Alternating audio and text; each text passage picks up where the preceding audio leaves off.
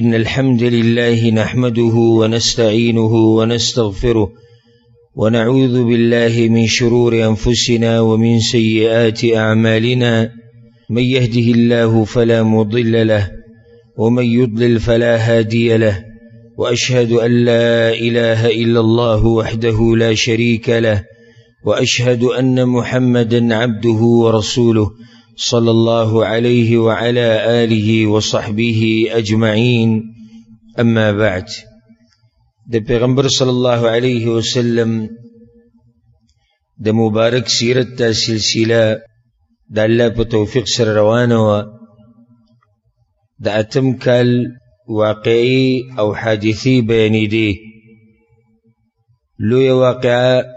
د مکې فتح کېدلو، بیا پسې د حنین غزا وه او بیا غزا د طائف وه. په تیر شوي بیان کې موږ د طائف د غزا په باره کې اخرنۍ خبرې کړې وي. په څه طریقه باندې پیغمبر صلی الله علیه وسلم مدینې ته راورسېدو. په لاره کې بعضې پیښې را پیښې شوې وې، هغې طرف ته اشاره شوې وه، او دا خبره موږ بیان کړه چې دې پیرله د پیغمبر صلی الله علیه وسلم راننوتل مدینې ته داسې نه وو لکه څنګه چې به په نورو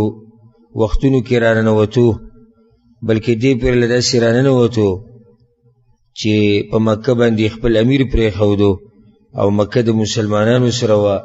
او د مسلمانانو په لاس کې وه. دې پیرله د خپل علاقې نه په دې واپس نه دی راغلی چې هغوی را شړلی، بلکې په خپله مرضۍ باندې او په خپله خوښه باندې واپس مدینې ته راغی چې دا باقي لږ ژوند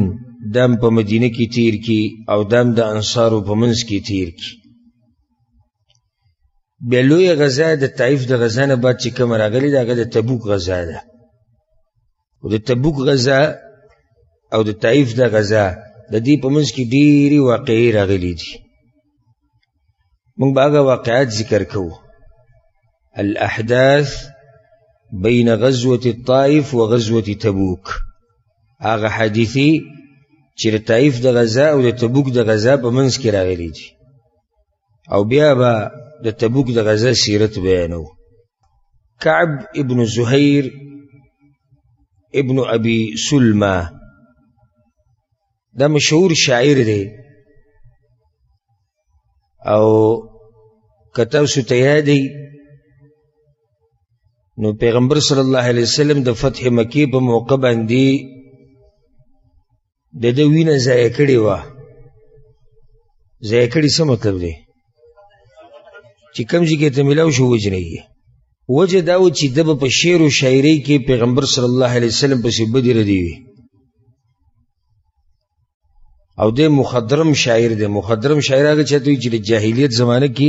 هم شاعري کړي، بیا اسلام چې راغی د هغې نه بعد هم بیا شاعر پاتې شوی. د ده د اسلام واقعه دا به یو غټه واقعه ده. د دې اول خو دا فایده ده چې د کعب ابن زهیر پلار چې کوم دی زهیر ابن ابي سلمى، المعلقات السبع چې هغه مشهور دي د طالبانو او د علماو په منځ کې، دا اووه معلقات چې دي دا د ده پلار دي، د زهیر ابن ابي سلمى. ده ته چې کله پته ولګېده د کعب ته چې پیغمبر صلی الله علیه وسلم خو د ده وینه ضایع کړې ده، نو دی راغی اسلام یې قبول کو. خو د اسلام یې په څه طریقه قبول کو د هغې قصه امام حاکم راوړې ده په مستدرک کې، او نورو کتابونو کې هم شته، اگر که سند یې څه نه څه کمزورتیا لري. قصه د هغه داسې وه چې دا کعب او د ده ورور دا دواړه راووتو د مکې نه، بیا یې علاقې ته راورسېدو. د یې ورور نوم بوجیر ابن زهیر. نو د بوجیر او کعب دواړه راووتو او د مکې نه راووتو، یو علاقې ته ورسېدو چې هغې ته ویل کېږي ابرق العزاف. ابرق العزاف دا په لاره کې یو ځای دی چې کله انسان د عراق بصرې ښار نه رواني مدینې ته، نو په لاره کې دا علاقه راځي چې هغې ته ویل کېږي ابرق العزاف. دوی چې کله دغه ځای ته ورسېدو نو د بجیر د کعب ته ووی ته دلته ودرېږه د دې زموږ د دې مال سره، او زه به ورشم دا سړی به وینم، یعنې پیغمبر صلی الله علیه وسلم یادو، زه به د هغه خواله ورشم واورم چې دی اخر څه وایي. نو کعب پاتې شو د دې خپل مال سره، او بجیر راغی په پیغمبر صلی الله علیه وسلم پسې مدینې ته. پیغمبر صلی الله علیه وسلم هغه ته د اسلام پیشکش وکړو، نو بجیر د اسلام نه مطمئن شو او خوشحاله شو ورته، نو اسلام یې قبول کړو. بیا چې کله کعب ته پته ولګېده چې زما ورور اسلام قبول کړی دی، نو په هغه پسې شعر و شاعري مو وکړه چې د مور پلار لار دې پرېښوده، د پلار نیکه لار دې پرېښوده. مشهوره شاعري ده دغه الا ابلغ عني بجيرا رسالة فهل لك فيما قلت ويحك هل لك فبين لنا إن كنت لست بفاعل على أي شيء غير ذلك دلك على خلق لم تلف أما ولا أبا عليه ولا تلف عليه أخا لك. الغرض حاصل د دې شعر و شاعري دغه داو چې د خپل رور بدی بیان کړه، چې ته خو وایي چې زه صرف ځم او دا سړی اینم بیا راځم، خو تا خو لاره ټوله بدله کړه، اسلام دې قبول کړو. دا شعرونه چې کله د هغه رور ته راورسېدو، نو د هغه زړه دا نه غوښته چې دا پټ کړي د پیغمبر صلی الله علیه وسلم نه. لاړ پیغمبر صلی الله علیه وسلم ته ووایي چې زما رور په شعر و شاعري کې دا ویلي. پیغمبر صلی الله علیه وسلم بیا ووایي من لقي کعبا فلیقتله، چا ته چې کعب ملو شو وجنه یې، ختم یې کوي. نو پیغمبر صلی الله علیه وسلم چې مکه فتح کړه او د طائف د غزا نه واپس راغی، نو بیا بجیر د خپل رور کعب ته یو رساله ولیکله، یو خط یې ورته ولیکو، او دی ورته ووایي چې ګوره پیغمبر صلی الله علیه وسلم په مکه کې ګوره څه کسان وجلي دي چې دې پیغمبر پسې به بدې ردې وي په شعر و شاعرۍ کې. نو که ته ځان بچ کول غواړې او په خپل ځان باندې شفقت او مهرباني کې، نو راشه مسلمان شه، او دا په دې پیغمبر کې صفت دی چې څوک پسې راشي اسلام قبول کړي نو بیا یې نه وجني، او که دا کار نه کوې نو بیا خپل ځان بچ که په هره طریقه چې ته بچ کولی شي. خو زما داسې رایه ده که اسلام دې رانه وړو نو بیا بچ کېدل یې ګران دي. نو ده پسې یو څو ابیات یې ورته ولیکل په دې رساله کې او په دې خط کې: من مبلغ كعبا فهل لك في التي تلوم عليها باطلا وهي أحزم إلى الله لا العزى ولا اللات وحده فتنجو إذا كان النجاء وتسلم. دعوتي لتوحيد طرف ته ورکړو چې عزا او لات پرېږده، د الله طرف ته راشه، او په دې کې نجات دی او په دې دین کې کامیابي ده. او دی ورته ووایي چې څوک هم په دې پیغمبر پسې راغلی دی او د توحید ګوایي ورکړې ده او د رسالت ګوایي ورکړې ده، پیغمبر صلی الله علیه وسلم د هغه نه دا قبلوي او وجني نه. نو که زما دا کتاب تا ته در ورسېدو او زما دا خط وي تا ته در ورسېدو، نو بیا دې طرف ته راځه او اسلام قبول که. کعب ته چې کله دا پیغام ورسېدو چې کوم ورته یې رور لېږلی و، دا ځمکه په هغه باندې راتنګه شو چې اوس څه چل وکړم. بیا خصوصا خلکو خبرې م شروع کړې د هغه په باره کې، چا وي بس دی مړ شوی دی او چا وي بس دی وجلی شوی دی او بس دی ختم شو. خصوصا چې کوم د هغه دشمنانو د هغه سره نالګي وه، نو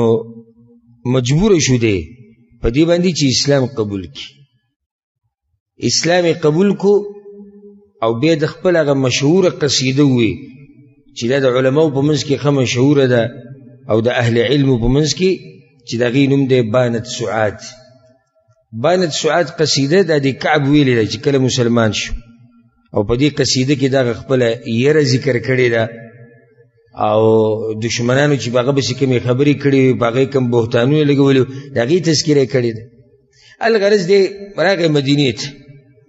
چې څنګه مدینې ته راغی نو پیغمبر صلی الله علیه وسلم د سحر لمونځ کوو. مسجد نبوي کې پیغمبر صلی الله علیه وسلم د سحر په منځ باندې ولاړو، نو دی ورته ناست په انتظار باندې. کله چې پیغمبر صلی الله علیه وسلم موږ ختم کو، نو دی پسې ورغی. پیغمبر صلی الله علیه وسلم نه پېژندو چې کعب دا دی، هلته خو صرف نوم معلوم او د کردار ورته معلوم و چې دی په شعر و شاعري کې په ما پسې بدې ردې وایي، خو د شکل نه یې نه پېژندو. نو هغه ورته ویلي، کعب ورته ویلي یا رسول الله، ای د الله پیغمبره،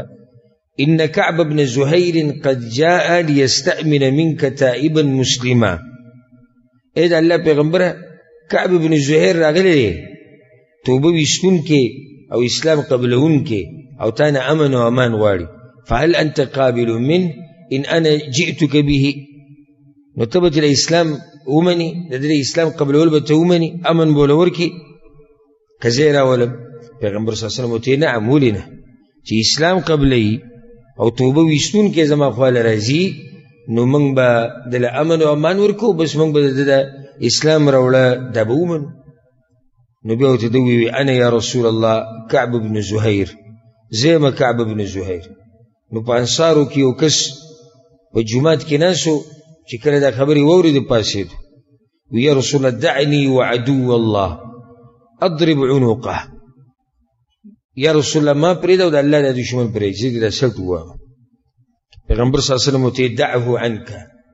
فإنه قد جاء تائبا نازعا عما كان عليه. پیغمبر صلی الله علیه وسلم د انصاري ته بس غلی شه پرېږده، هغه توبه ویستې ده او په دې حال کې را واپس شو چې هغه څه چې کړي د هغې نه واپس شوی ده او هغې ته بیا نه واپس کېږي. نو پیغمبر صلی الله علیه وسلم هغه له امن و امان ورکو. بیا دغه مشهوره قصیده ووایي، مشهوره قصیده ده د علماو د اهل علم په منځ کې هغوی پیژني، بلکې اکثرو یاده کړې ده او په هغې په اوله کې دي بانت سعاد فقلبي اليوم متبول متیم اثرها لم يفد مقبول. په منځ کې به کې د پیغمبر صلی الله علیه وسلم صفت هم کړی ده، اوږده شاعري ده او په هغې کې وایي چې نبئت ان رسول الله اوعدني والعفو عند رسول الله مأمول. حدیث پیغمبر خواته وی راغلی یم چې خلکو ته معافي کول، درگذر کول دا دغه صفت دی، دا دغه شان دی. والعفو عند رسول الله مأمول. او زمام دا تمه و چې د پیغمبر به ما ته بخانه کوي. دا خبره یاده کوي. ګوره عائشه رضی الله عنها وی پیغمبر صلی الله علیه وسلم چرته د خپل ځان دپاره بدل نه دی اخیستی د چا نه. خپل ځان په باره کې چې به څه مسله راله سړی به معاف کو، خو د الله په باره کې بیا ډېر سخت و. خو د خپل ذات سره غم نه و چې دا خلک ما پسې څه وایي څه نه وایي، کنځلې کوي که هر څه که نه، چې څوک به راغی معافي به وغوښته بس ختم، خبره ختمه شو. نو د مسلمان به هم دا شی دی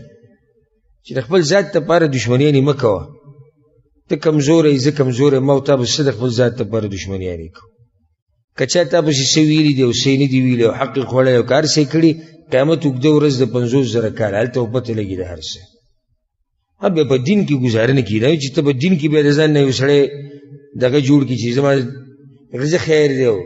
مونځ دې نه کوي او زه خیر دی بې دینه دي او زه خیر دی الله پورې دې خاندي او زه خیر دی الله سره دې دشمنیانې کوي. مونږ به ورسره نرمي کوو؟ نه، د الله دپاره به بیا غیرت کوې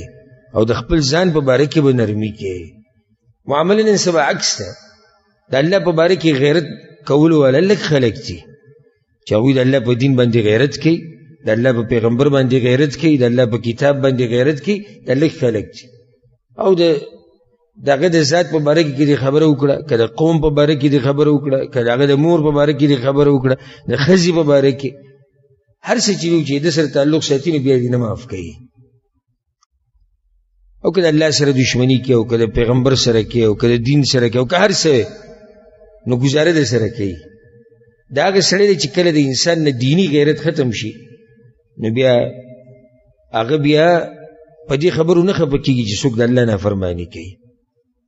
او کوم سړی چې په الله باندې غیرت کوي یا په دې باندې سخت خفه کېږي چې د هغه په مخ کې څوک د الله نافرماني کوي یا د الله د دین سپکاوی کوي یا د الله په دین پورې خاندي، په دې باندې خفه کېږي، په دې باندې وله غصه ورځي، په دې باندې وله غیرت ورځي. د خپل ځان په باره کې یو سړي خبره وکړه ویې کړه معافي کړه، ټول نو اوچت مقام دا دی چې ته معاف کړي. الله په قرآن کې دا خبره ذکر کړې. صحیح دی، یو سړی تا سره زیاتې وکړي، الله وایي ته دې بدل اخیستی شي په هغه اندازه کې څومره چې تا سره زیاتې کړې دي. خو که تاسو عفو وکړئ او درګذر وکړئ نو الله وایي دا خبره تقوا ته ډېره نږدې ده. دا تقوا ته ډېره نږدې ده. د پیغمبر صلی الله علیه وسلم سیرت روالي چې د خپل ځان دپاره چېته بدل نه دی اخیستی. څه سره دي خلکو مشرکانو دوی نه دي کړي. بیا هم پیغمبر صلی الله علیه وسلم هغه اوچت خوی اوچت اخلاق هغه د عفو درګذر نه کار اخیستی. لکه څنګه چې یوسف علیه السلام خپل وروڼه معاف کړو، هغو سره څومره زیاتې کړو او څومره ناروایی کړې وه،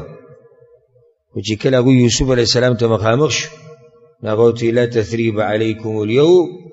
یغفر الله لکم، الله دې تاسو ته بخښنه وکړي، بس په تاسو باندې څه ملامتیا نشته. نو کعب هم دا ووایي دې شاعرۍ کې وایي چې نبئت ان رسول الله اوعدني والعفو عند رسول الله مأمول مهلا هداك الذي أعطاك نافلة القرآن فيها مواعظ وتفصيل. بدیزی کې د قرآن طرف ته پکې اشاره کړې ده. په آخر کې یو څو کړۍ ډېرې مزداري ویلي دي ان الرسول لنور یستضاء به مهند من سیوف الله مسلول. پیغمبر صلی الله علیه وسلم رڼا ده چې چا د هغه لار رانیولې ده، چا د هغه تابعداري کړې ده، هغه انسان ته هر څه رڼا شوي دي. رڼا پیغمبر صلی الله علیه وسلم داسې نور نه دی چې ذاتي نور دی،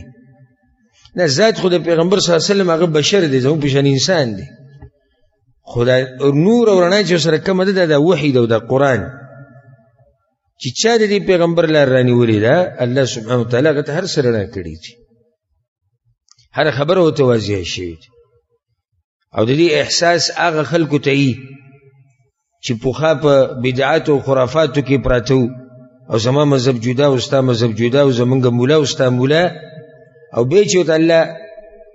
د قرآن او د حدیث تابعداري نصیب کړي نو هغه ته بیا دا فرق محسوسېږي چې د پیغمبر په تابعداري کې څنګه رڼا پرته ده، څنګه نور پکې ده، هر څه به درته واضح شي. د الف نه د یا پورې ستا چې کومه دینداري ده په هغې کې به خوند پیدا شي، په هغې کې رڼا راشي، او د الله عبادت به کې علی بصیره، په دلیل باندې لګي، په علم سره به لګي، په پوهې سره به لګي. په مقابل کې اهل بدع چې کوم دي قال فلان وعلان قال فلان وعلان، دغه دغه قصې دي، فلانی دا ویلي او فلانی دا ویلي، فلانی دا ویلي او فلانی دغه ویلي، نو دا د هغوی کار دی. نو کعب دې خبرې ته اشاره وکړه چې پیغمبر صلی الله علیه وسلم هغه رڼا ده چې څوک پسې روان شوی ده او چا یې تابعداري کړې ده، الله هغه ته لار رڼا کړې ده. کله چې کعب وی دیزی ته ورسېدو، روایت کې راځي چې کعب کله دیزی ته ورسېدو چې ان الرسول لنور یستضاء به، چې پیغمبر یو نور دی،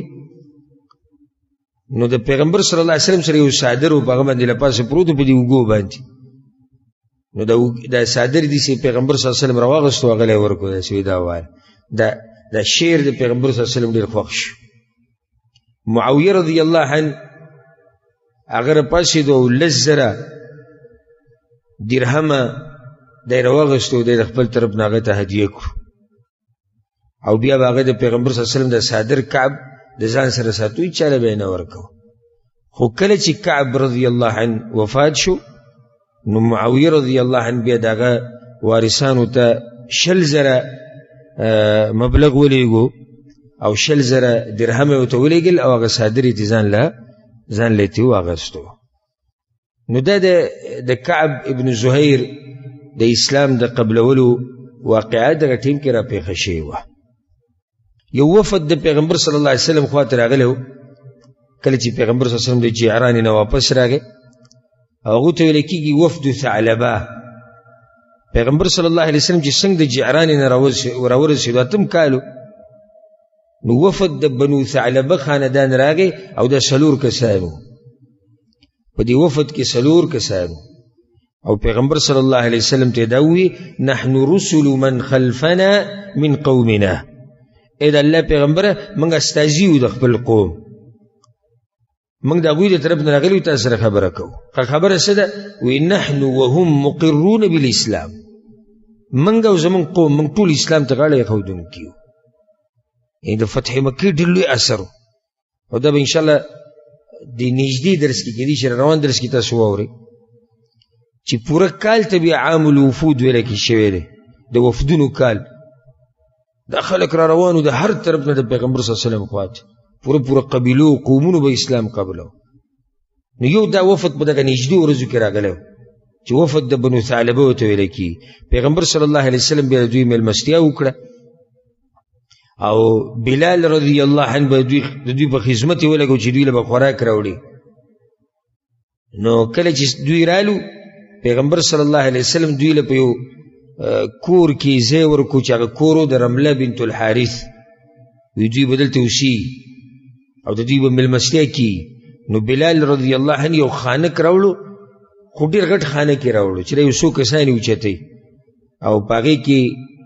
هغه روټۍ وه چې هغه د غوښې په شوروا کې ماته شوي، هغه روټۍ ورسره راوړه، د هغې سره پی راوړو، د هغې سره غوړي راوړو. نو هغوی دا وخوړو او بیا د پیغمبر صلی الله علیه وسلم سره د ماسپښین لمونځ وکړو. څه وخت دوی د پیغمبر صلی الله علیه وسلم سره تېر کړي، څو ورځې د دین بعض اهمې مسلې دوی زده کړي،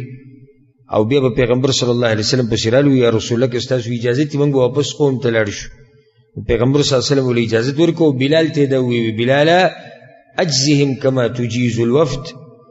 دوی هم هغه شان میلمستیا وکړه، هغه شان بدله وله ورکړه لکه څنګه چې نور وفدون له ته ورکړې. نو لاړ بلال رضی الله عنه، څه سپین زري راوړو، او هغه پیغمبر صلی الله علیه وسلم په هغوی کې په هر کس باندې تقسیم کړو، او بیا هغوی خپل ملک ته واپس لاړو. په دغه دوران کې د ذوالقعدې میاشت وه، پیغمبر صلی الله علیه وسلم یو بل کار وکړو، او هغه دا چې یو استازی پیغمبر صلی الله علیه وسلم ولیږو، عمرو بن العاص رضی الله عنه. عمرو بن العاص ولیږو د عمان طرف ته، عمان چې کوم علاقه ده هغه طرف ته ولیږو. دوو کسانو ته ولیږو، د یو نوم جعفر او د دویم نوم عبد. جعفر او عبد دواړه زامن د جولندي دي، د پلار نوم یې جولندي دی. دا دواړه د علاقې مشران او دواړه ورونه دي، او په دوی کې جعفر چې دی باچا و، یا دی حاکم و، یا دی مشر، او دا دواړه د ازد قبیلې نه دي. په عمان کې دا قبیله اوسېده، مشهوره قبیله وه، او دا په هغه قبیله کې و، د هغې په مشرانو کې و، او په دوی کې مشر او بیا باچا هغه دا جعفر دی. پیغمبر صلی الله علیه وسلم عمرو بن العاص ولیږو په دوی پسې، او په دې نیت یې ولیږو چې د اسلام دعوت وله ورکوي. او عمرو بن العاص له یو خط هم ورکو، خط یې لیکلی، او دا خط یې په ابی بن کعب رضی الله عنه باندې لیکلی، ځکه چې پیغمبر صلی الله علیه وسلم له پخپله لیکل او لوستل نه ورتلو. هغه کتاب کې دا لیکلي و پیغمبر صلی الله علیه وسلم وی بسم الله الرحمن الرحیم من محمد بن عبد الله الى جعفر وعبد ابني الجلندي. دا خط د محمد بن عبد الله صلی الله علیه وسلم، دا جزیره ګوره خپل نوم دغه شان ساده لیکي، او دا د پیغمبرانو طریقه ده. سلیمان علیہ السلام خط لګلو کنو بالقسط، انه من سلیمان و انه بسم الله الرحمن الرحیم. په خط لپاسه دقه شانو من سلیمان، د سلیمان د طرفنا، او دیس کې پیغمبر وی من محمد بن عبد الله صلی الله علیه وسلم.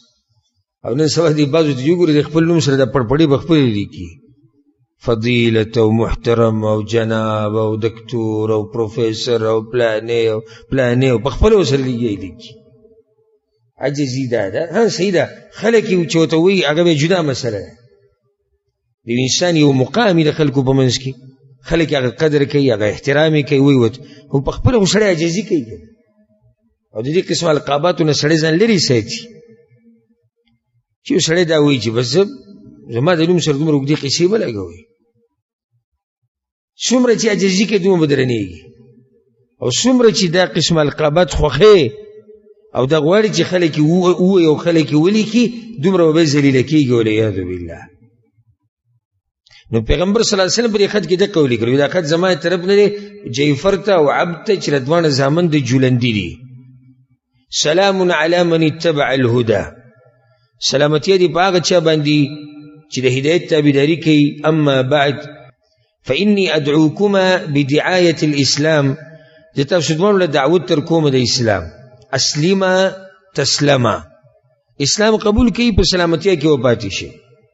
او به تدوي چې فإني رسول الله إلى الناس كافة لأنذر من كان حيا ويحق القول على الكافرين زګور الله دې طرف د پیغمبري مو ټول انسانانو ته د دې لپاره چې رقم ژوند دي چې دوی روما او د دې لپاره الله را لګلم چې په کافرانو باندې حجت قائم شي فإنكما إن أقررتما بالإسلام وليتكما کتاسو اسلام ومنو او دعوتم زما قبول کو زبتاسو استاسو په علاقو باندې پریدم مشران به وإن أبيتما أن تقر بالإسلام کتاسو انکار کو او د اسلام نه مخ واړو فإن ملككما زائل عنكما نو یاد کې دا چې تاسو دوانو د بچي ګره ختمیدون کیده وخیلی تحل بساحتكما او زما شهسواران او زما اسونه دا ډیر زر تاسو په خپل میدانونو کې ویني وتظهر نبوتي على ملككما او زما د نبوت بس تاسو په دې بچي باندې زور ور راځي دا و تصرف په خط کې لیکلی او دا خط لیکلی ابی بن کعب رضی الله عنه بخپل لاسونو او پیغمبر صلی الله علیه وسلم په مهر لګولې مخکې د پیغمبر صلی الله علیه وسلم مهر نه و بیا وته بعضو صحابه کرام وی چې یا رسول الله ته غټو خلکو ته خطونه لګي دي مشرانو ته او دوی بغیر د مهر نه دا خبره نه مني وی چې تصدیق شوده نه په دې مهر په کار دی پیغمبر صلی الله علیه وسلم به ځان له ګوتې جوړ کړه او په ګوتې کې مهر او به کې لیکلی الله رسول محمد رسول الله صلی الله علیه وسلم درود وایي په پیغمبر صلی الله علیه وسلم باندې دا ګوره لوی بدبختی ده زموږ د پښتنو حالانکه جبرئیل علیہ السلام خیری کړی دی وی هغه سړی دی خوار او ذلیل شي چې ای پیغمبر ستا نوم ووري او پتا درود نه وي پیغمبر صلی الله علیه وسلم وی اللهم آمین آمین وی چې الله دې خیری قبول کړي دا معمولی خبره نه او دومره ټیم پیری سړی نه لګي او اجر په ډیر ملایوي نو کله چې د پیغمبر صلی الله علیه وسلم د نوم تذکره وشي نو درود په وای په دې څوک سره کېږي ممنه دا د پیغمبر مهر او دای په دې پاڼه باندې ولګو عمرو رضی الله عنه دا اوس ناشنا قصه ده چې د په څه طریقه د خط له وړي او به د چا سره ملو شوی دی او په جعفر پسې رسیدلی دی او کنه نو عمرو وی زه د پیغمبر صلی الله علیه وسلم د خوانه ووتم حتى انتهيت الى عمان علاقې ته ورسېدم وی چې څنګه ورسېدم نو ما معلومات وکړو چې په دې دوانو کې کم یو نرم مزاج دی په دې دوانو رونو کې او کم یو اخلاقی دی او کم یو صابر دی نو هغه عبد چې کم دی دا په دوی کې لږ صابر ومو لږ اخلاقی مو لږ نرم ومو او دا بل څه خو جعفر او هغه باچا مو مشر وی ما د ته وی دی عبد چې انی رسول الله صلی الله علیه وسلم الیک زه ګورې د الله د پیغمبر پیغام رسول کې یم تا ته و الی اخیک او ستا ورور ته ناغو ته سید خو زما ورور چې دی نو هغه زما نه مشر دی په عمر کې او په بچایي کې زه به تا د خپل ورور ته په څه طریقه ورسوم او هغه به ستا دا خط ولولي کوم چې تا راوړی دی او بس بیا وګوري چې هغه څه وایي وی بیا ما ته ووایي چې دې کې د ندي څه دعوت څه طرف ته ورکوئ تاسو وی ما ورته وایي چې دعوت درکوو ادعوک الی الله وحده لا شریک له دعوت دا دی چې یوازې د الله بندګي به کېږي د هغه سره به څوک شریک نه پیدا کوي وتخلع ما عبد من دونه او د الله نه لو چې چا بندګي کېږي د هغې نه به انکار کوي وتشهد ان محمدا عبده ورسوله او د دې خبرې ګویي به ورکوي چې محمد صلی الله علیه وسلم د الله بنده او رسول دی د عبد ورته وایي عمرو ته د عمرو پېژندو عمرو خو ډېر معروف سړی و عمرو بن العاص د اسلام واقعه موږ بیان کړې وه ډېر بادر انسان په عربو کې مشهور انسان و ده د جعفر او د عبد دوی د پېژندو عمرو بن العاص او پیغمبر صلی الله علیه وسلم ډیر حکیم انسان وګورئ اسی به یو سړی یو ځای ته نه لېږو دا نه چې بس اسی به یې غوره کړو ته لاړ شي پیغمبر صلی الله علیه وسلم به مناسب ځای ته مناسب انسان لېږو د هغه ورته ویې دی عبد ورته ویې عمره انک ابن سید قومک ته خو د خپل قوم د سردار زوی د مشر زوی نو ستا پلار څه چل کړی دی ځه قیسې ټولې پرېږده ستا پلار څه دا اوس بلکل د پښتنو خبره ده هر څه پرېږده خو پلار نیکه څنګه و پرېږده قرآن او حدیث وایي داسې که نه وایي ته دا خبرې وایي پرېږده مړه لنډ دې له راشه ستا پلار څنګه سړی و په دې کې به راګیر شي لکه یو سړی دی د قرآن او حدیث معنی ته وته ستا پلار څنګه سړی و جواب هم یې زده که د عمر نه چې ده څنګه جواب ورکړی زمونږ هغه بیا غریبانان جو ګډوډ شي چې اوس څه ووایو ښه په نه روایه چې پلار دې په غلطه و الله دې وبخي په څه و په غلطه و الله دې وبخي جاهل و علم ورسره نه و مسله ورته نه وه معلومه بس خبره ختمه شوه نه نو دا بس بیا لګیا شي نو صفایي کوي نه جو هغه داسې او هغه داسې چې څوک به غلطه دی هغه ته به غلط وې څوک چې صحیح دی هغه ته به صحیح وې که پلار دی که رور دی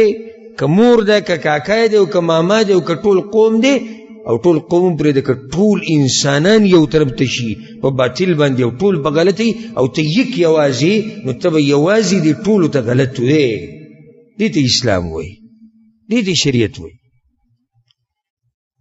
ته وایي دا ټولې خبرې پرېږده خو ستا پلار څنګه چل کړی و ځه فإن لنا فیه قدوه ستا پلار خو زموږ دپاره یو نمونه و مشر سړی و موږ په هغه پسې روان و هغه ورته وایي زما پلار وي او ستا پلار وی مات ولم یؤمن بمحمد صلی الله علیه وسلم مړ شوی دی او په دې پیغمبر ایمان نه دی راوړی ښه نو وایي ته څه وایې وایي زه دا وایم وددت انه کان اسلم وصدق به زموږ خو دا ارمان و چې هغه چې ته ژوندی وی او اسلام یې قبول کړی وی او دې پیغمبر ته یې رښتینی ویلی وی او زه مو وایي د هغه په لار روان وم خو الله هدایت راکړو دا ګډوډو نه اړولی یم وایي نو ته ته د کوم وخت نه دی پیغمبر پسې روان شوی څومره وخت کېږي ډېر وخت کېږي که لږې کېږي لږې کېږي نږدې ځي کې اسلام قبول کړی نو ورته وایي قریبا لږ وخت کېږي ما اسلام قبول کړی نو اسلام دې کوم ځای کې قبول کړی وایي د نجاشي سره مې قبول کړی حبشه کې قبول کړی و بیا چې دی د هغه ځای نه راغی او سفر یې وکړو پیغمبر خوا ته په څه طریقه راغی او بیا ورسره سلمان خالد ابن الولید رضی الله عنه او د درې کسانو عثمان او د درې کسانو قافله جوړه شو دوی بیا مدینې ته رالو په څه طریقه دوی اسلام قبول کړو هغې وضاحت من کړی او دی ورته مو وایي چې نجاشي هم ګوره اسلام قبول کړی سوچ یې مه کوه دا ته خو څه وایې چې وړوړو خلکو قبول کړی نجاشي هغه باچا هم اسلام قبول کړی و ډایرکټ ورته وایي فکیف صنع قومه بملکه نو دا که د باچایي سره خلکو څه چل کړی دا خو دلته دوی مشران دي دوی به د خپله باچایي یېرېږي ګوره حق ته اکثر کمزوري خلک زر غاړه ایږدي مالداران باچایان مشران مخورز د قوم مشران یا علما دوی ډېر په مشکل باندې حق ته غاړه ایږدي ځکه چې هلته شاته پسې زور ډېري نو ډایرکټ دې تپوس کوي نجاشي د ملک سره څه چل شوی دی باچایي سره هغه ته اقروه واتبعوه هغوی هم تابعداري کړې هغوی هم اسلام قبول کړی او باچایي پرېښودی وایي ته به زموږ باچایي نو هغه ته والاساقفة والرهبان او د هغوی چې کوم پیران دي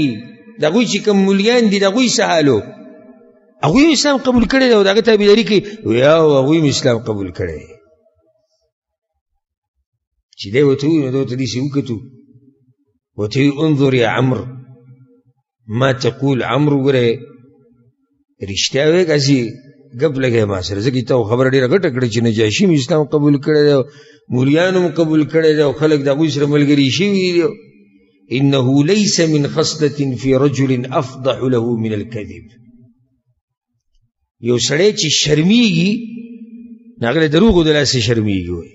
او دا وایي بدترین صفت دی دا اوس ګوره دې له مسلمان نه دی خو په دې خبره پوه دی او ډېر مسلمانان په دې خبره نه دی پوه وی دروغ ونه هغه ته دروغ نه وایه او دا پریدا دروغ ما نستحله فی دیننا زمونږ په دین کې خو دروغ ویل حرام دي دروغ نه یم نو ته وی زه هرقل به سي چل کړو چې کله د نجاشي پته وته لګیدا هرقل د روم مشر نجاشي خو دغه لاندې دی کنه نجاشي خو د هرقل باچا د بچای لاندې دی هغه سره خو علاقه د حبشه خو هغه دوی ته محتاج دی چاته هرقل ته محتاج دی نو دیو ته وی هرقل ته پته لګیدلی و چې نجاشي اسلام قبول کړي ویاو هرقل خبر شیو نو تا ته څنګه پته ولګیږي چې هرقل خبر شوی دی وی ما ته دې پته ولګیږي چې نجاشي کله چې زه حبشه کې وم نو دی نجاشي به هر کال ټیکس راويستو او دا به لیګو دغه له ورکو دا هرقل خو چې کله اسلام قبول کو نو به دوی چې لا والله لو سألني درهما واحدا ما اعطيته الله می دې قسم وسو مسلمانې ما که هرقل نه یو روپۍ غوړ یو روپۍ نه ورکوم اگر سه بند کو په هرقل باندې نو هرقل ته دا خبره ورسېده چې نجاشي خو ټیکس میکس هر څه بند کړو ستا حق تعالی نه درکوي نو یو کس وی هرقل ته اتدعو عبدك لا يخرج لك خرجا ويدين دينا محدثا هرقل ته یو داسې سړی پرېږدي چې هغه ستا غلام دی نجاشي ورته یادوي ستا غلام دی او په نوي دین پسې روان شو نو هرقل ورته ووایي رجل رغب في دین فاختاره لنفسه ما اصنع به اوس یو سړی دی چې یو دین کې رغبت دی او قبول کړی دی نو زه ورسره څه وکړمه او بیا د تاریخي خبره وکړه والله لولا الظن بملکي لصنعت كما صنع په الله مې د قسمي که د باچایي یره نه وې نو ما هم ګورې د نجاشي په دې لار باندې روانېدمه ګورې هرقل وی که د باچایي یره نه وې او دا باچایي رانه نه ګډوډ کېدی که نه نو زم د نجاشي په نقش قدم باندې روانو دا سړي حقیقت خو موږ ته معلوم دی نو بیا ورته د عبد وی انظر ما تقول یا عمرو رښتیا ویږه ته لکه هرقل ته خبره ورسوله چې هغه مو اسلام قبولوم خو که د باچایي یره نه وې هغه ورته رښتیا وایم والله صدقتک په الله مې د قسمي زه رښتیا وایم بیا ورته د عبد وی دا اوس د عبد سره لګیا د جعفر سره نه دی لګیا ګوره بیا ورته د عبد وی چې ما ته دا ووایه چې د پیغمبر د څه امر کوي او د څه نه منع کوي نو هغه ورته امر دا کوي چې د الله طاعت وکوي منع د دې نه کوي چې د الله نافرماني به نه کوئ ویأمر بالبر وصلة الرحم وی چې هر نیکي به کوئ خپلولیانې به ساتئ وینهى عن الظلم والعدوان او د ظلم او د زیاتي نه منع کوي وعن الزنا وشرب الخمر او د زنا نه منع کوي او د شراب وسکو نه منع کوي وعن عبادة الحجر والوثن والصليب او د دې نه منع کوي چې د ګټو ونو د بوتانو او د صلیب بندگی به نه کوئ نو د عبد ورته ووایي ما احسن هذا الذي يدعو الیه دا ډېر ښکلو خبرو طرف ته دعوت کوي دا ډېرې مزیدارې خبرې دي لو كان اخي يتابعني عليه که چېرته زما دې رو زما ملګرتیا وکړه که نه په دې باب کې لركبنا حتى نؤمن بمحمد صلى الله عليه وسلم ونصدق به نو دواړه ځو که دې رور مې ملګرتیا وکړه نو دواړه سورلۍ ته خېږو ډایرکټ به پیغمبر پسې ځو اسلام قبلو ولكن اخي اظن بملكه من ان يدعه ويصير ذنبا خو څه ووایم زما رور ګورې په دې باچایي باندې ډېر سخت دی نو ګورې که ومني او هغه ستاسو د پیغمبر تابعداري وکړي دا راته مشکله ښکاري وی ما ورته ووایي عمرو وی ما ورته ووایي که چېرته ستا د ورور اسلام قبول کو پیغمبر به ورله دغه مشرتیا ورکړي دی به د قوم باندې مشر یي نو دی به صدقه اخلي د دې قوم د مالدارانو نه او ورکوي به د دې قوم غریبانانو له عبد ورته ووایي ان هذا لخلق حسن دا خو ډېره ښایسته خبره ده چې د مالدارانو نه دې صدقه اخیستی کېږي او چا له دې ورکړی کېږي غریبانانو له دې ورکوي خو یې څه ووایم چې زما قوم هم دا خبره ومني اولی وی ګوره کرور مې وولي اوس وی پته نه چې قوم به مې ومني که نه. عمرو وی یو څو ورځې مسلسل زه به د جعفر دې دروازې ته راتلم،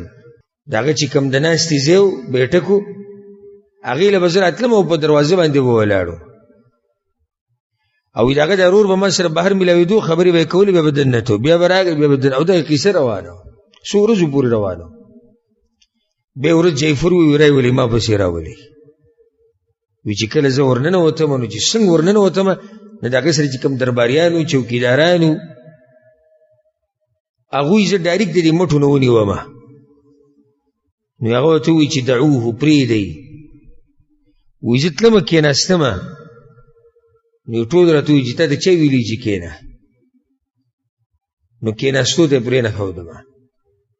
وی بیا راته چې خبره کوه جعفر وی خپله خبره کوه ستا څه لپاره راغلی وی ما له د پیغمبر صلی الله علیه وسلم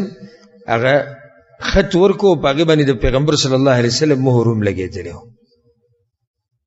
وی ده دا کتاب ویلیږو چې کله دا خط ختم کو وی بیا د خپل رور له ورکو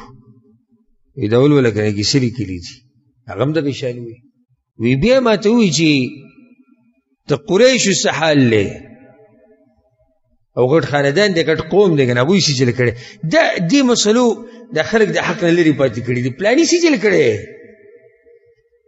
منلي د هغوی څه څنګه ستاسو ورورولۍ کې به څوک ومني ستا پلار نیکه دې څه حال دی او مفتي صاحب ستاسو د علاقې هغه سره به څه کې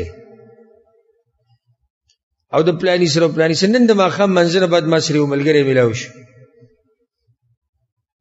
او هغه خپله قیسه شروع کړه کلي ته تللی نو وی په مخه دا مولیان به راتلو او دا خلک به راتلو مناظرې او دا ته څنګه او تا مذهب پرېښود تا دین پرېښود پلار نیکه لار دې پرېښود نو دا قیسې به ته شروع کړي اوس د دې سوال دا دی قریش سجل کړی دی وایي هغه ورته اتبعوه قریشو خو ټولو تابعداري کړې ده اما راغب فی الدین یا خو په خپل رغبت په دین کې ننوتی دی و اما مقهور بالسیف او یا د تورې په زور ورننوتی دی ومن معه د هغه سره څوک دی وی خلک هغه دي چې هغوی په اسلام کې رغبت دی او هغوی دا خبره پېژندلې ده کوم چې د هغه ملګري دي چې هدایت لار کومه یوه ده او دا پته م هغوی ته لګېدلې ده چې پخوا دوی ټول ژوند په تورو تیرو کې تیر کړی دی فما اعلم احدا بقي غيرك في هذه الحرجه بيد جعفر ته وی زما خو داسې ګمان دی چې صرف ته پاتې شوی حرجه په عربي کې هغه ځای ته وایي چې ونې پکې ډېري مطلب دی چې دې علاقې کې صرف ته پاتې شوی نو ته ماته ښکاري چې ته اسلام نه دی قبول کړی نور خو دنیا روانه ده اسلام طرف ته ټوله وانت ان لم تسلم اليوم وتتبعه يواطئك الخيل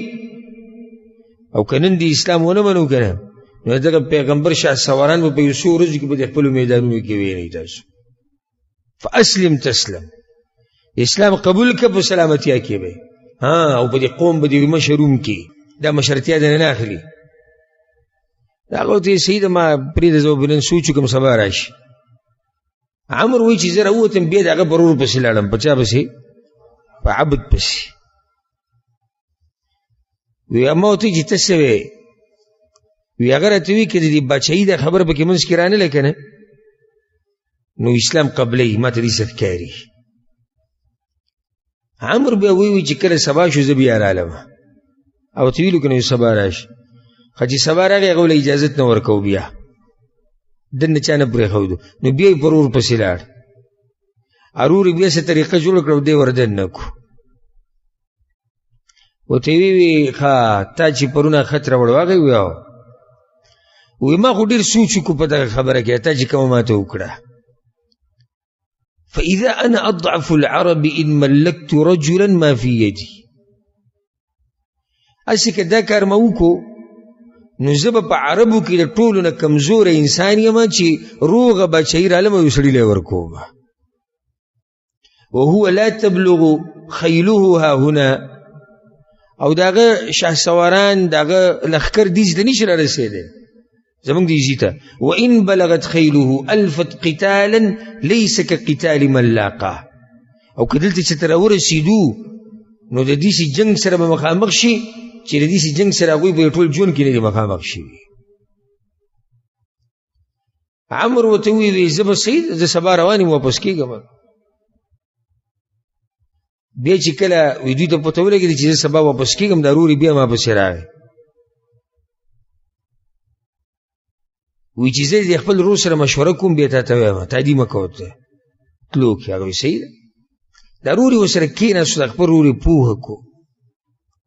وایي دا ټول خلک ګوره د هغه په تابعداري پسې روان دي. موږ چې اورو پلاني ځای کې مسلمانان شو مسلمان نجاشي ته وګوره سره د باچایي سره د هر څه مسلمان شوی نو موږ تاسې انتظار کوو. آیا انتظار د دې کې چې دی راشي او د هر څه دنه واخلي او بیا به ذلیل او خوار یو؟ خو خیر په دې کې ښکاري چې د اسلام قبلول غوره دي. عمرو وایي چې کله سهار شو وایي دا رور یې په ما پسې راغی وایي چې راځه وایي زه بوتلم په جعفر پسې جعفر او عبد دواړه ولاړو او دواړو زما په مخ کې کلمه وویې او دواړو اسلام قبول کو او بیا ما ته هغه عبد راته وویي تا د صدقې خبره کوله چې ته صدقې د مالدارانو نه اخلي او په غریبانانو له ورکوي وایي چې او وایي بس صحیح دلته چې کوم غریبانان دي هغوی له صدقې ورکه ووایله د غریبانانو نه ته پوهې چې څومره به علي او څومره به نالي او په څه طریقه به علي وایي زه یې پرېښودم دې ته وکان لي عونا على من خالفني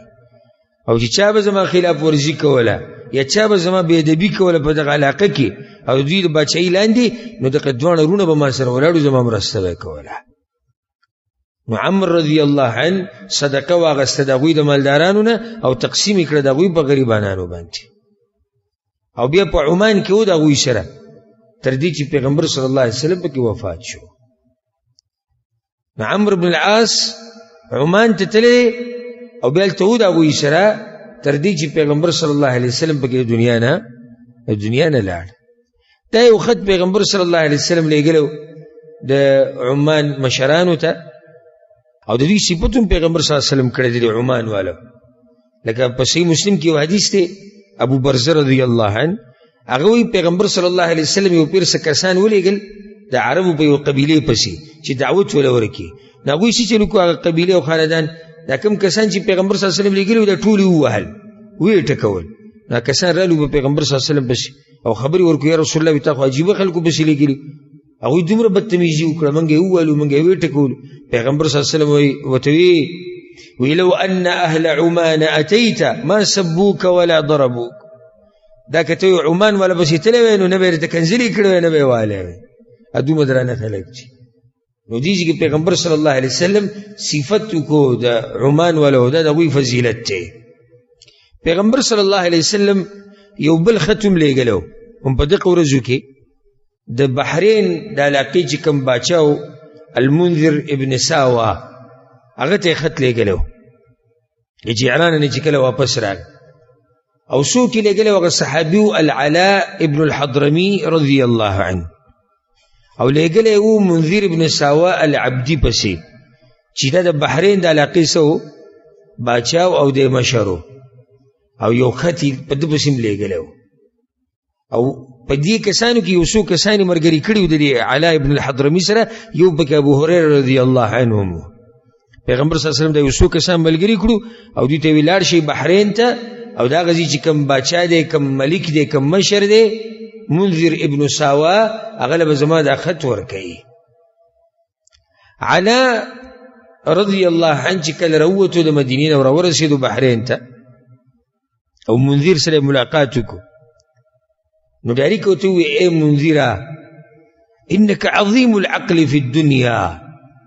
په دنیا کې خو ستا عقل ډېر تیز چلیږي. چا ته ووایي؟ منذر ته وایي دنیا باره کې خو ستا عقل سم تیز دی فلا تصغرن عن الاخره د آخرت په باره کې ولې د ځان نه ماشوم جوړوې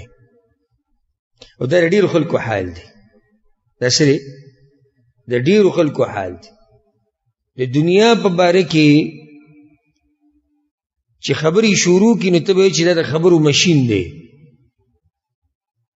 او د دین په باره کې څه ووایو بیا به دې نه په څه پوهېږي نه حق او باطل پېژني پیسې بیا نه پوهېږي او دنیا په باره کې چې ورسره خبرې شروع کړه او تجارت په باره کې چې شروع کړه او د منځ ته پوښتنه که مونځ ولې صحیح نه ورځي د دین عظیم ارکان دته نه معلوم توحید دته نه معلوم عقیده دې نه پېژني چې څه ته وایي الله نه پېژني پیغمبر نه پېژني او چې د دنیا په باره کې ورسره خبرې شروع کړي که نه نو پلاني ملک ویزه ارزانه ده او دغه ګرانه ده او هلته ریال دیسي دی او دلته روپۍ ده او هلته ډالر دی او هلته پلانې دی او دلته دا دی او دا کار چې کولاو کې دومره فایده ده او دا کار چې کولاو کې دومره فایده ده الله سبحانه وتعالی د بعضو خلکو تذکره کړې ده نو څه وایي په سورة الروم کې یعلمون ظاهرا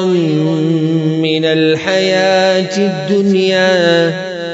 الله وایي دوی د دنیا په ظاهر باندې او په دنیا باندې ډېر ښه پوهېږي او د آخرت نه غافله دي نو ځکه دیږي کې علا هم منذر ته دا خبره وکړه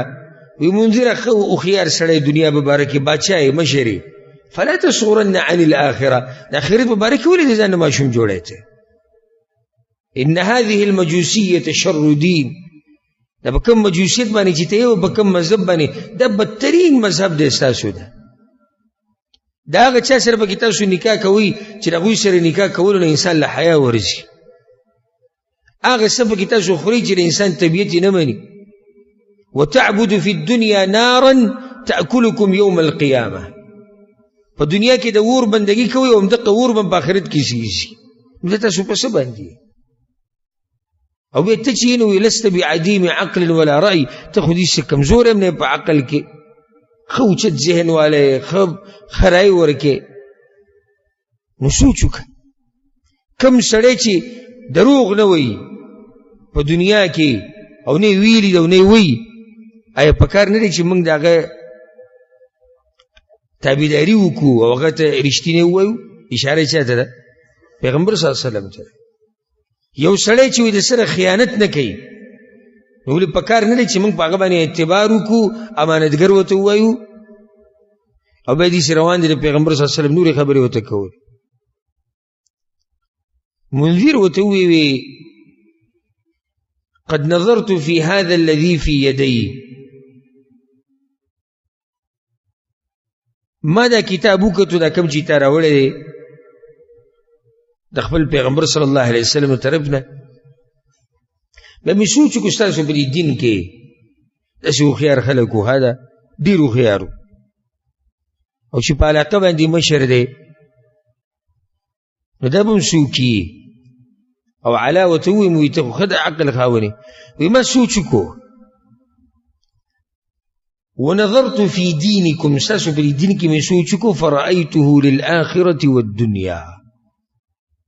نو ستاسو په دې دین کې دنیا کې هم فایده ده او په آخرت کې هم فایده ده په دې باندې اوس په ډېر مسلمانان نه دي پوه شوي په دین کې په دنیا کې هم فایده ده او په آخرت کې هم فایده ده بعضو ته چې وایي دینداري وایي یوه به کښېنه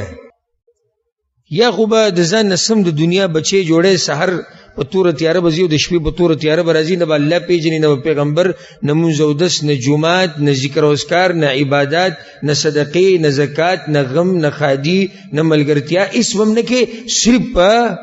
ریال ګټي او دینداري څه ته وایي دوی چې د ځان نه به صوفي به جوړی هغه اللهو اللهو والا او د سهار نه ماښام پورې به جومات په ګوټ کې ناستي نو یې نه کېږي نو یا به دا کوي یا به دغه کوي نو دا خبره صحیح ده دا کومه دنیا چې وایي ته کوې د دې سره دین نه کېږي ځکه ته خو پکې سام نه اخلي د دې سره دینداري کوم ځای کېږي او دا کومه دینداري چې ته یادې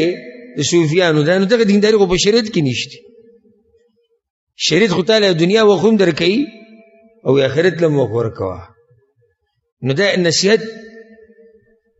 زده کوي د منذر بن ساوان له د اوسه پورې اسلام نه قبول کړی او ستاسو په دین کې مې سوچ وکړو نو دا دین خو د دنیا دپاره هم غوره دی او د آخرت دپاره هم غوره دی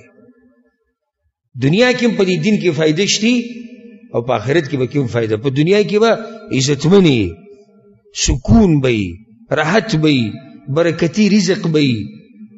هر څه به الله آسان کړي او آخرت خو بیا آخرت نو بیا یې دا ووایي فما یمنعنی من قبول دين فيه أمنية الحياة وراحة الموت.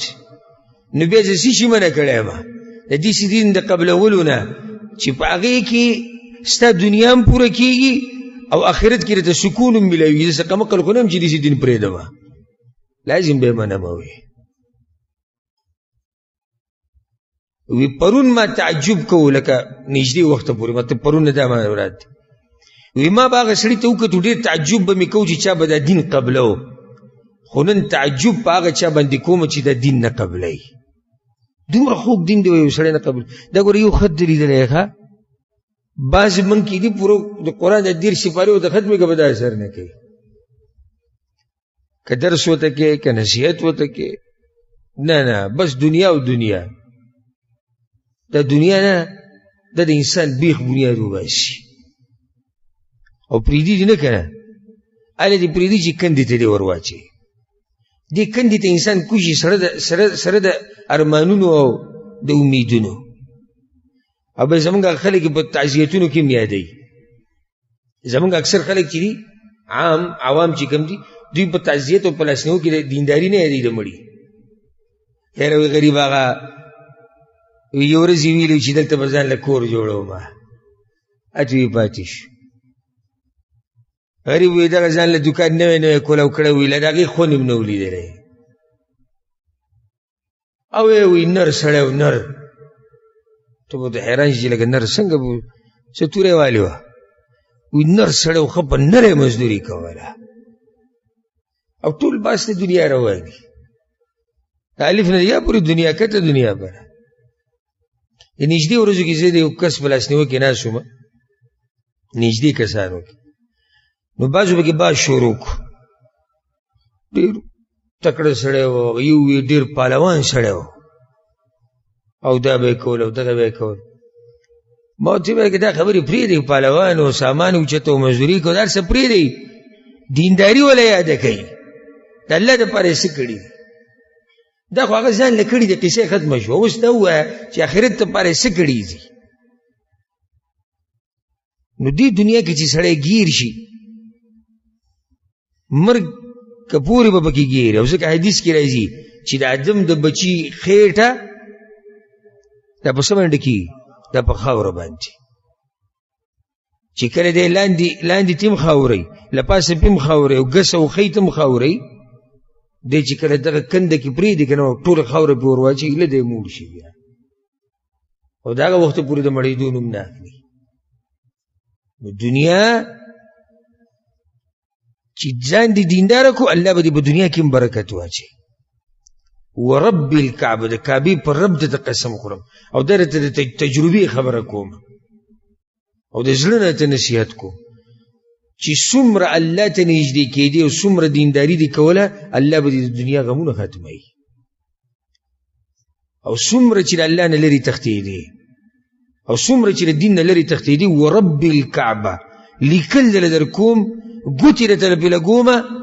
دا خبره یقیني کومه ځکه چې د قرآن او د حدیث ثابته خبره ده چې څومره د الله نه او د الله د دین نه لرې کېدې که نه دومره به د غمونه او مسلې ډېرېږي. زمونږ خواله ډېر کسان راځي ډېر ما ته دا مشکل ده او ما ته دغه مشکل ده او ما ته دا زه یې تپوس کوم دیني حالت دې څنګه دي؟ دیني جو بس چې دا بس شروع کړي او د اواز دې سره کېږي نه ما ته پته ولګي دین کې پکې نشته. زه ته دینداري شروع کړې سټ به شي. بعضو پکې دینداري شروع کړې بیا راغلي موږ سره ما پسې یو کس راغلی و د دې روجې نه مخکې را تېر شوي روجې چې او ما سره په ټلیفون باندې رابطه کړې او خپل حالات یې بیان کړي او څه مې جړل په ټلیفون باندې او بس ژوند مې تباه شو داسې وشو دغه وشو هغه ته ویې ما له څه وظیفه هلته خلک وظیفو پسې ګرځي ما وظیفه دا ده چې ته صحیح دینداري شروع که مونځ او ده شروع که عقیده د توحید که او ډېر نصیحتونه مې ته پاو ساعت ورسره لګي او مې بیا ما ته خبره وکړي وی سید هغه سړی بلکل ورک شو بیا ما ورته نصیحت وکړو خپله غاړه مې ازادي کړه بیا دغه روجې ته نږدې د جومات نه روان وم تلم کور ته بس رامنډې کړې ښکلی غونته کې سړی و ښکلي ګیره ښه مزیدار وي ته ما نه پېژنې ما نه دې پېژنم وایي تا سره ما یو پیر په ټلیفون خبره وکړه لکه ما ته خو ښکلی دینداره سړی ته خو ما ته چې کومې قصې وکړې وایي دا خو د هغې نه بد داسې شوی یم ما ژوند دې اوس څنګه دی داسې اسمان ته لاسونه اوچته کړو وایي د بچیانو به څه ژوند وي وایي داسې سکون داسې راحت ما ته میلاو شوی هغه غمونه ختم شوي دي هغه مسلې ختمې شوي دي چې کله انسان الله ته واپس شي الله ولا هر سهل کوي ومن يتق الله يجعل له مخرجا ويرزقه من حيث لا يحتسب الله به درته لارې کوله وکړي غمونه مصیبتونه قرضې بیماریانې هر څه به در الله برابر کړي بچي به دې الله نیکمله کړي په بچو به دې سترګې یخې شي په ښځو به دې سترګې یخې شي دینداره ملګري به دې په درنو مجلسونو کې به کښېني پاسې نو دا ته زړه نه مې نصیحت کو یعنې منذر ابن ساوا دا خبره مخې ته راغله ډېره قیمتي خبره ده وی کمقل به هغه سړی چې داسې دین پرېږدي چې په هغې کې د دنیا هم فایده ده او د آخرت هم فایده ده دین کې دنیا هم ده آخرت پکې هم دی داسې ښایسته دین الله موږ له راکړی خو چې صرف د دنیا مقصد کو نو دنیا دې هم په لاس رانله او آخرت ته نه هم لاړ حدیث ما تاسو ته بیان کړی هم دی حدیث قدسی دی اللہ وی اللہ وی اے بندہ اے دا آدم بچیا کرا واپس شوی ماتا نو دا دی طولو مسلو ستا چی کمی دی دا اگه دا پارز کافی اما بدی دا خود که دی وی اے دا آدم بچیا او که زمان دی مخوارو او زمان دین دی مخوارو نو پا دیسی کارونو که با دی مصروف کم چی مرگ پوری با نختمی گی دنیا به مخ کې او ته په شاته رواني دنیا به مخ کې او ته په شاته رواني او په لاس بدیم نه راځي د مرګ پوري د دنیا به د مخ کې او ته په شاته رواني او دغه کندې ته به ورغزار کی ماته اوس قصه بیان کړو یو پیر اخیسته جنی وی والک په مین شیو ډیره د عبرت قصه ده یو جنی باندې والک مین شو بیرغه پلار ته وی زو سره واده کوم اپلار وته وی دا جنی ما ته وخه نو بیا به خبره وکړو چې جنی هغه پلار یې دی په مین شوی د نزوی ته دی د واده لایق نه زبو سره واده وکړو د دوانو به جګړه شوی دوانو یو بل سره وازونه چې به تلې کیس تانی در رسیدلې تاندار ویلی چې جنی ما ته وخه تاسو به پلار او زوی چې به جګړه کوي دا کوم څه جنی یې چې هغه تلې جنی دی دغه خو شوی دی دوانو ته دا تاسو ګلی چې زما لایق ده زما سره کم شي کم حکومتي وظیفه ده ما سره حکومتي عهده ده هغوی په منځ کې خبر ورانه شوې د وزیر له خبره رسېدلې ده وزیر ویلی دی چې لکه ای تانداره ای کمقله ته د یو جنۍ دپاره دوی سره جګړې کې اخر دا څه بلا ده چې ته په جګړو کې نښتې کارونه دې پرېښودي هغوی وزیر صاحب ته ویې نه نه داسې بلا ده چې چې تلی چې لیدلې ده یو هم دلته وینم دا جنۍ صاحب زما ده زه خو وزیر یم څوک یم وزیر بیا په دغه مسلو کې کته بره کېدو د باچا کار کمزوری شو باچا راوغوښتلې که تا باندې څه چل شوی دی او دې جنۍ ته لیونی یې کړي دا خو به دې مړ کړي دا خو به دې تباه و برباد کړي دا جنۍ دا څه شی دی موږ ته وښایه ته چې ته لیدلې ده وزیره چې د وینه نه بدېږي دا جنۍ زما ده نو بیا دې جنۍ فیصله کړې ده چې بس صحیح ده مقابله وکړئ مقابله وکړئ زه به منډه کړم او تاسو ما به شاته راځئ چې کوم یې راونیو همدغه شو بس ټولو منډې کړې ځوان له کوم منډه سپین ږیری پلار هم په منډه دی تاندار هم په منډه دی وزیر هم په منډه دی باچا په لوی ځان باندې په منډه دی نو یو کنده راغله چې هغه دوی ته پته نه وه دوی دې کندې ته ورولیدو او دې جنۍ ته ټوپ ووهوه نو بیا چې دوی ته کتلي دي دا ورته وایي چې زه هېچا په لاس باندې نه راځم زه د هر چا سره دغه کار کوم زما صرف دغه کار دی چې دې کندې ته سړی را رسوم دې کندې ته را رسېدو پورې مصروفه ساتم بس